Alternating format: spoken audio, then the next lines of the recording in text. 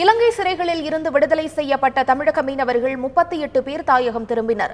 கடலுக்கு மீன்பிடிக்கச் சென்ற ராமேஸ்வரம் மற்றும் புதுக்கோட்டை மாவட்டங்களைச் சேர்ந்த 38 மீனவர்கள் இலங்கை கடற்படையால் கைது செய்யப்பட்டு அந்நாட்டு சிறைகளில் அடைக்கப்பட்டிருந்தனர்.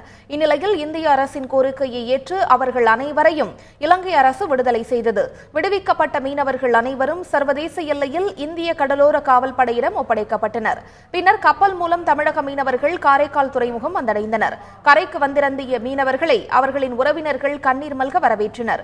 அப்போது பேசிய மீனவர்கள் இலங்கை வசம் உள்ள தங்களின் விசைப்படகுகளை மீட்க மத்திய அரசு நடவடிக்கை எடுக்க வேண்டும் என கோரிக்கை விடுத்தனர். மீன்பிடிக்க சென்ற படகில் போதைப் பொருள் கடத்தியதாக பொய் வழக்கு போட்டிருக்கிறார்கள். இது படகுகளை நாட்டுக்கு திருப்பி கொடுக்காம கேஸை திசை திருப்பும் வகையா இருக்கிறது. இந்த பிரச்சனை உடனே தீர்க்கப்பட வேண்டும். உடனடியாக மத்திய மாநில அரசு தலையிட்டு எந்த விசாரணையும் இன்றி இந்த படகுகளை மீனவர்களை உடனே மீட்டுக் கொடுக்க வேண்டும். மீட்டுக் கொடுக்கவில்லை என்றால் எங்கள் போராட்டம் கடுமையாக்கப்படும். எங்கள் போராட்டம் என்பது இனி இந்தியாவில் நாங்கள் போராட தயாராக இல்லை. ஸ்ரீலங்காவுக்கே சென்று நேரடியாக போராடக்கூடிய நிலையை மத்திய மாநில அரசு உருவாக்காமல் இருக்க வேண்டும் என்றால் உடனடியாக எங்களுடைய படகுகளும் மீனவர்களும் எந்த விசாரணையும் விடுவிக்கப்பட வேண்டும்.